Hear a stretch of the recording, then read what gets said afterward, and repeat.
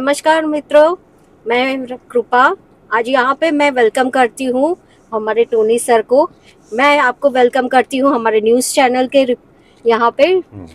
Sir, और आपके बारे में मैंने बहुत कुछ सुना है यहाँ पे। आप एक न्यूज़ रिपोर्टर भी हो, न्यूज़ चैनल हेड हो, अपना एनजीओ के चेयरमैन भी हो। जी, और साथ में आप एक कॉर्पोरेट ट्रेनर भी हो। और एक चीज है जो आप एक एक्टिंग और फिल्म कोच भी हो शायद। हाँ, acting and film making teacher भी हूँ मैं। टोनी सर, मैं ये पूछ रही हूँ, आप एक एक्टिंग के टीचर भी रह चुके हो, फिल्म इंडस्ट्री में भी आप बहुत काम कर चुके हो। आप film behind the screen. Yes sir. और अपने फिल्म में भी सिखाते भी हो, वहाँ पे भी टीचर रह चुके हो। तो मैं ये जानना चाहती हूँ कि एक एक्टर और एक सुपरस्टार, इसमें डिफरेंस क्या होता है सर? अच्छा, you want to know the difference between actors and stars and superstars, ये टैगलाइंस क्यों है? ये सब मुझे समझ में नहीं आता है कि ये इसमें बहुत का सारा अब तो आया है, जैसे कि सुपरस्टार है, स्टार है। इसका ना मैं आपको बहुत अच्छा एग्जांपल देता हूँ। White bread, brown bread and whole wheat bread and multigrains bread. अच्छा। ये लोगों को आज भी नहीं पता है कि white bread, brown bread, whole wheat bread and multigrain bread. हाँ। तो सॉरी, मैंने कुछ एग्जांपल ही ऐसे ले लिया, लेकिन मन में ख्याल आ गया था। डिफरेंस बिटवीन, अभी मैं कैटेगरीज बता रहा हूँ। बीइंग अ फिल्मी पर्सन, एक्टर्स, अब एक्टर्स में भी good actors and bad actors होते हैं, लेकिन हम पहले बोलते हैं कि he is an actor. Okay, उसके बाद स्टार, फिर सुपरस्टार, फिर मेगा स्टार। अच्छा, इतना होता है? Then star of the millennium. Star of the millennium एक ही आदमी को टैगलाइन मिला हुआ है। कौन है, कौन हो सकता है? Sir, the one and only mister Amitabh Bachchan. He is star of the millennium, यानी हजारों सालों में एक ऐसा स्टार पैदा होता है, इसके लिए उनको टैगलाइन मिली है star of the millennium ji. And वो डिजर्विंग भी है। Correct. Okay, coming back to your basic question, the difference between actors. अब जो जेन्युइनली गुड एक्टर्स होते हैं ना, सॉरी सर, ये गुड एक्टर की जो आप बात कर रहे हैं, तो ये क्या मतलब इसमें भी गुड एंड बैड वो होता है? जो एक्टिंग करता है वो एक्टर होता है जी। राइट जी। अब जैसे टीचर्स हैं, प्रोफेसर्स हैं, लेक्चरर्स हैं। ओके। कुछ होते हैं जो सिर्फ पढ़ाते हैं, कुछ होते हैं जो पढ़ाने के बाद they become lovable and likeable. Okay. Employees तो हजारों लाखों करोड़ों एम्प्लॉयज हैं, लेकिन बॉसेस की नजर में वेरी फ्यू एम्प्लॉयज आते हैं जिनको प्रमोशन भी मिलता है, बॉसेस उनको पसंद भी करते हैं, उनके ऊपर डिपेंड हो जाते हैं, पूरी ऑफिस चलाते हैं वो। एम्प्लॉय तो सब होते हैं ना यार। करेक्ट है। इंसान भी सब, हर कोई है, आप भी इंसान है, मैं हूँ, लेकिन हम क्यों बोलते हैं ये अच्छा इंसान है? समझ गए ना? अच्छा एक्टर, बुरा एक्टर। अब हम बुरे एक्टर्स की बात नहीं करेंगे क्योंकि वो बुरा मान जाएंगे, उनका नाम लूंगा तो अननेसेसरी बुरा मान जाएंगे। जी। और मेरा एक प्रिंसिपल है लाइफ का कि ऑन कैमरा मुझे कोई हक नहीं बनता या मिलता है कि मैं किसी को बुरा बोल दूं। ओके, अच्छा बोल सकता हूँ, लेकिन बुरा बोलो तो लोग बुरा मान जाएंगे और मुझे वो नेगेटिविटी चाहिए भी नहीं। अभी लाइफ में बहुत हो गई नेगेटिविटी, तो we will talk about good actors.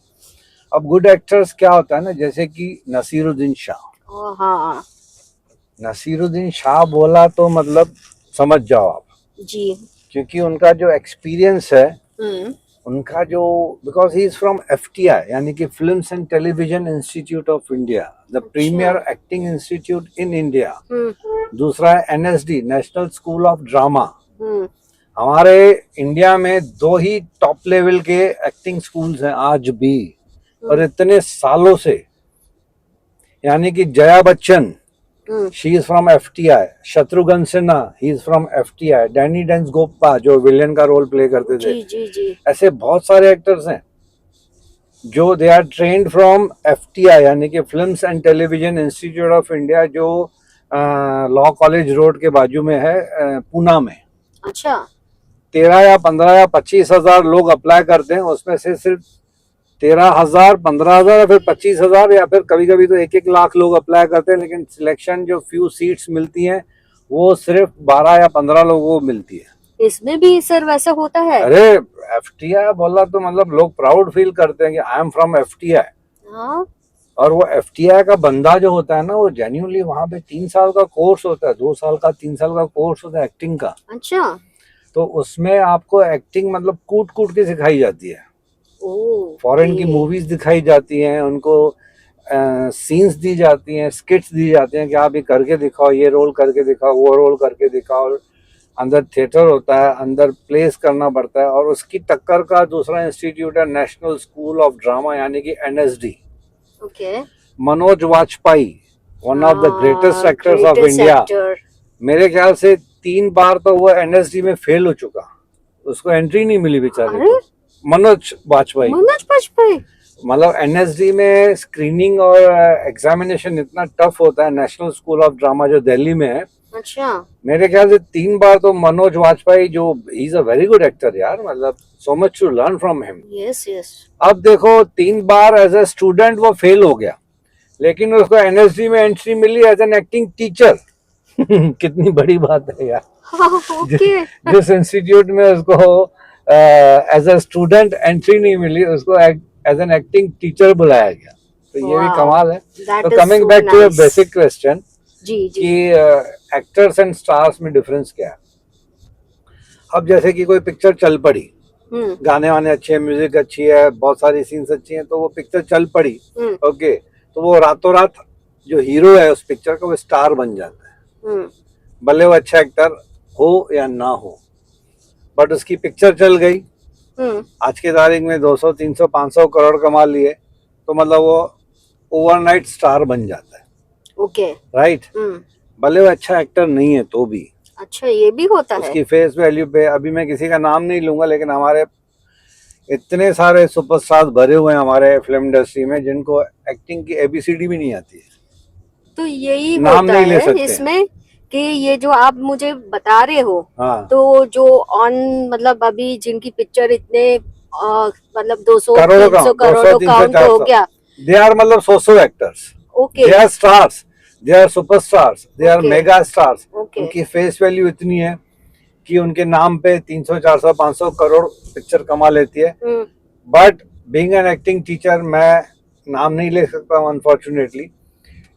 They are not actors, they are stars and superstars, they are crowd pullers. So what is crowd को पुल करते हैं। देन एक्टिंग अभी जैसे अच्छे एक्टर्स हैं, जैसे कि मनोज वाजपेयी, नवाजुद्दीन सिद्दीकी, ये तो प्रूव्ड है, मतलब वो मैं नई बात नहीं बता रहा हूँ कुछ। नसीरुद्दीन शाह, शबाना आजमी, स्मिता पाटिल थी, राज बब्बर था, अमिताभ एक्टर भी है, सुपरस्टार भी है। ऐसे बहुत कम लोग हैं जो एक्टर्स भी हैं, सुपरस्टार्स भी हैं। Okay, Anil Kapoor actor, superstar. Amitabh still number 1 आज की तारीख में। Shahrukh Khan good actor, superstar. Aamir Khan good actor, superstar. And अपना इरफान खान मेरे पर्सनल फेवरेट थे। मतलब अच्छा, एक्टर्स में भी अभी एक्टर्स में भी और कैटेगरीज है। अच्छा, इसमें भी होती है? एक्टर्स में भी कैटेगरीज है। गुड एक्टर, बैड एक्टर तो ऊपर ऊपर सरफेस पे हो गया ना। जी जी जी। इंटेलेक्चुअल एक्टर, थिंकिंग एक्टर, ये क्या होता है? अभी देखिए, आमिर खान को थिंकिंग एक्टर बोला जाता है जी। अब बहुत सारे एक्टर्स होते हैं, आए, सीन पढ़ा, या घर से ही पहले सीन पढ़ा उन्होंने, आके शूटिंग स्टार्ट की, खत्म किया। आमिर खान आएगा, सेट्स पे बैठेगा, डायरेक्टर से डिस्कस करेगा, कैमरामैन से डिस्कस करेगा, लाइटमैन से डिस्कस करेगा, मेरी एंट्री कहाँ से होगी, राइट प्रोफाइल लोगे, लेफ्ट लोगे, सामने एक्टर का डायलॉग क्या है, उसमें कोई चेंजेस करनी है क्या, उसके कैरेक्टर को भी समझना है, सामने वाले को। खुद का कैरेक्टर तो आमिर खान को पता है, रिहर्सल उसने सब की है, वॉइस मॉड्यूलेशन, ये वो सब मन में उसके रेडी है। इसको बोलते हैं थिंकिंग एक्टर। थिंकिंग एक्टर आप समझ गए ना? ओके। थिंकिंग एम्प्लॉय होता है। जी जी। एक होता है एम्प्लॉय आया, काम किया, पगार तो मिल रही है ना, काम करो ना करो गवर्नमेंट कंपनी में तो आपको पगार मिल रही है ना। लेकिन कुछ एम्प्लॉयज होते हैं जो काम करते हैं वो स्मार्टली वर्क करते हैं, कि इस तरह से कंपनी का फायदा होना चाहिए। तो वैसे ही थिंकिंग एक्टर्स होते हैं कि नहीं यार, ये कैरेक्टर में इस तरह से प्लस एंड माइनस होना चाहिए, कैरेक्टर की बॉडी लैंग्वेज, कैरेक्टर के फेशियल एक्सप्रेशंस, कैरेक्टर के कपड़े। अब बेवकूफ किस्म के डायरेक्टर्स क्या होते हैं, ये भी हो सर। बेवकूफ किस्म के डायरेक्टर्स, लेकिन क्या होता है ना, उनकी भी बेचारों की मजबूरी होती थी। जैसे कि पुरानी पिक्चरों में देखोगे, हमारे स्टार्स एंड सुपरस्टार्स इंस्पेक्टर का रोल प्ले कर रहे हैं, सीबीआई का रोल प्ले कर रहे हैं, इतने बड़े बड़े बाल, अच्छा हाँ, हीरोइन के साथ गार्डन में गाना गा रहे हैं।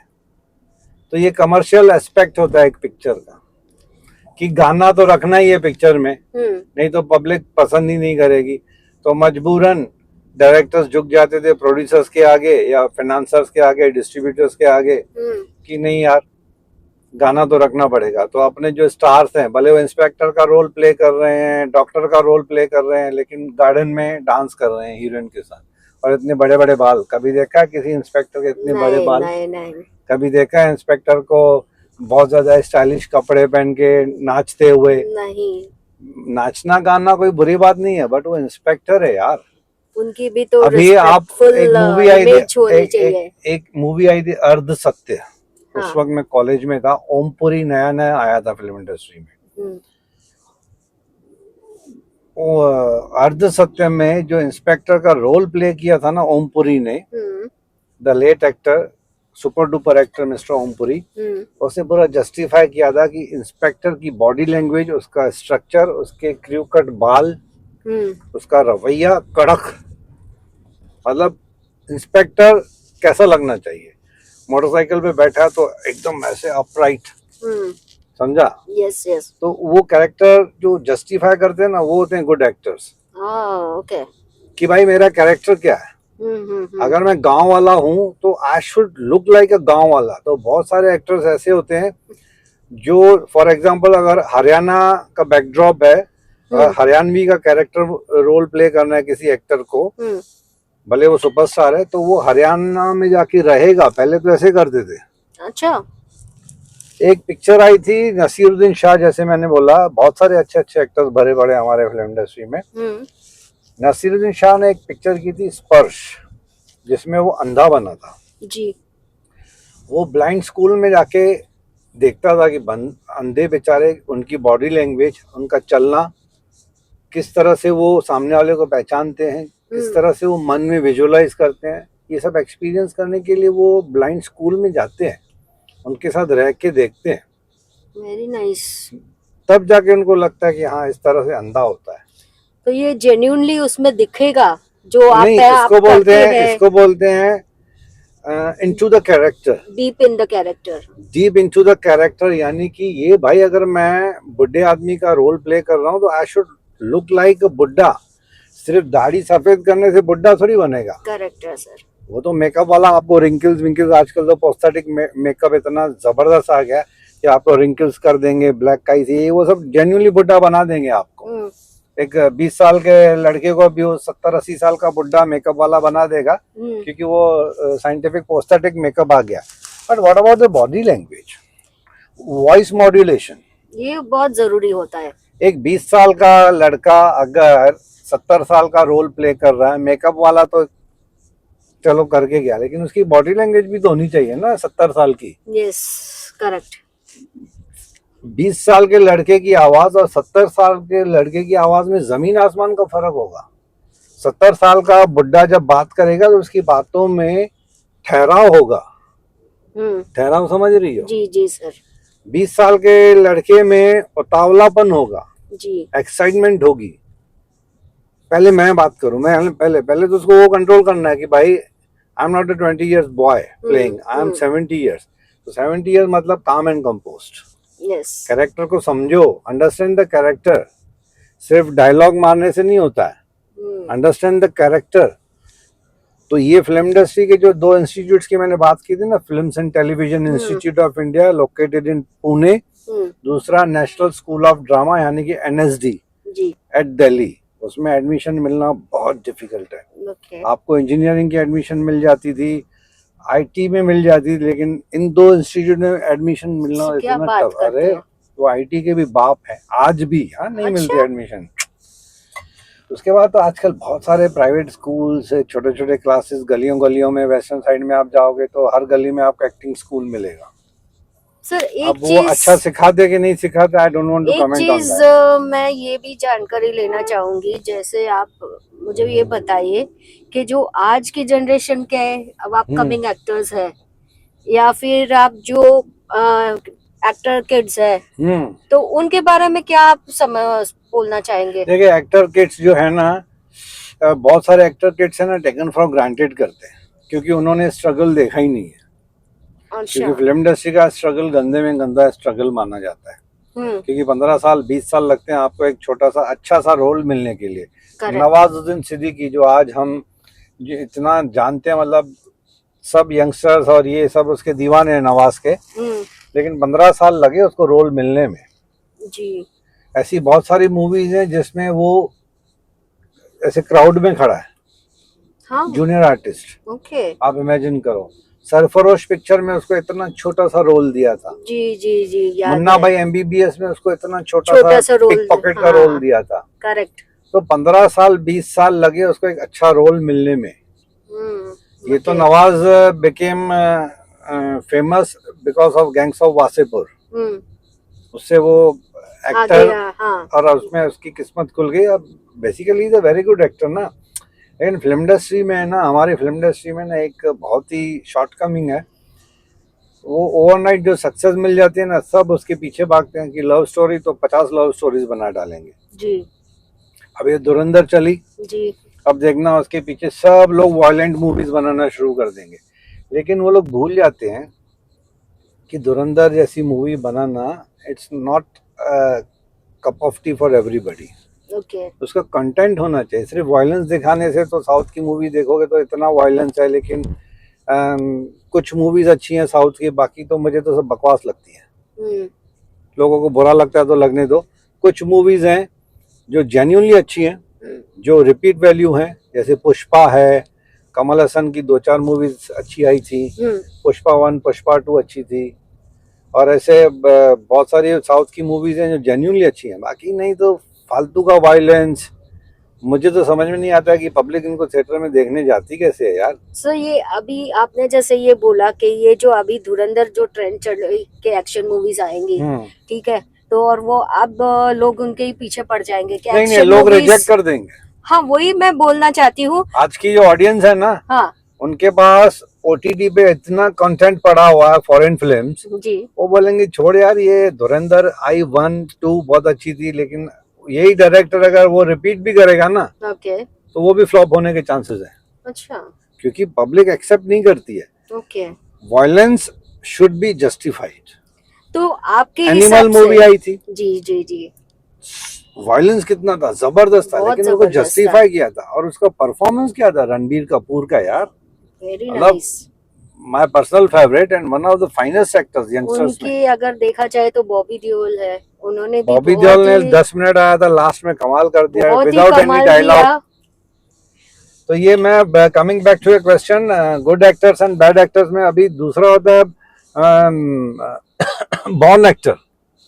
यस, बॉर्न एक्टर एक होता है कि एक्टर अच्छा बनता है विद एक्सपीरियंस, राइट।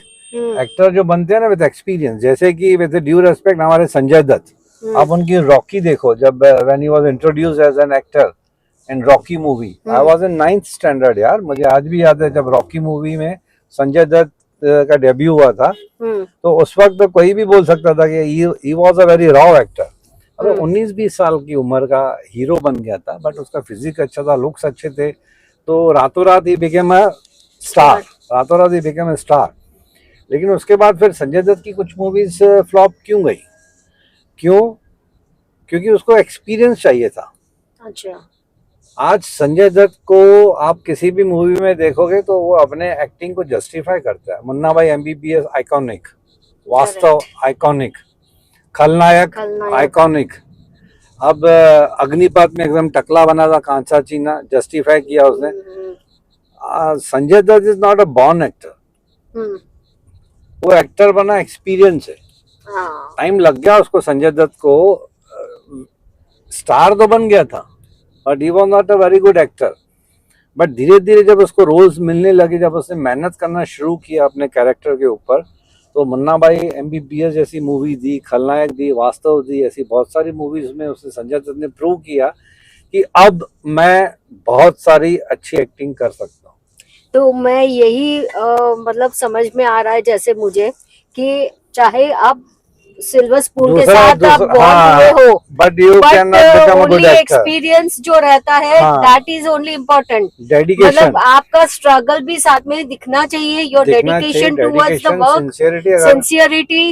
आप जितने अपने आप को प्रूव कर सकते हो, आपका वो काम है, रोजी रोटी है जी। अगर आपको लगता है कि जिंदगी इसमें गुजारनी है, नाम कमाना है, तो मेहनत तो करनी पड़ेगी। भले आप सुपरस्टार के बेटे हो, बड़े प्रोड्यूसर के बेटे हो, अभी मैं नाम नहीं ले सकता हूँ, कितने बड़े बड़े प्रोड्यूसर्स के बच्चे जिन्होंने कोशिश की थी लेकिन वो नहीं बन सके एक्टर्स। करेक्ट है, क्योंकि उनके दिमाग में यही था कि यार कोशिश करके देख लेते हैं जी। बाप तो प्रोड्यूसर बैठा है ना, पर सफलता ऐसे ही नहीं मिलती। सफलता ऐसे कैसे मिलेगी यार?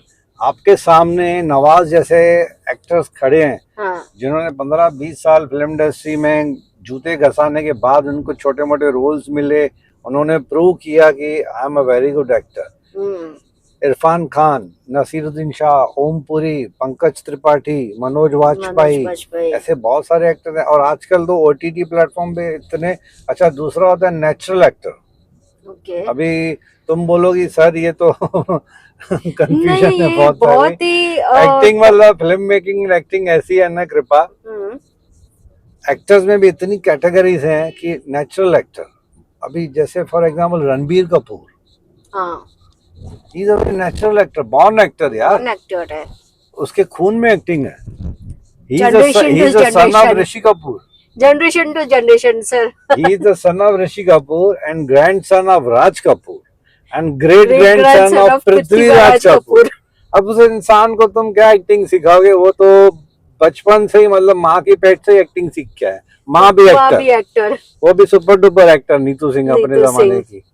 करेक्ट है सर। तो ऐसे बहुत सारे एक्टर्स हैं जो जिनको बॉर्न एक्टर्स बोला जाता है।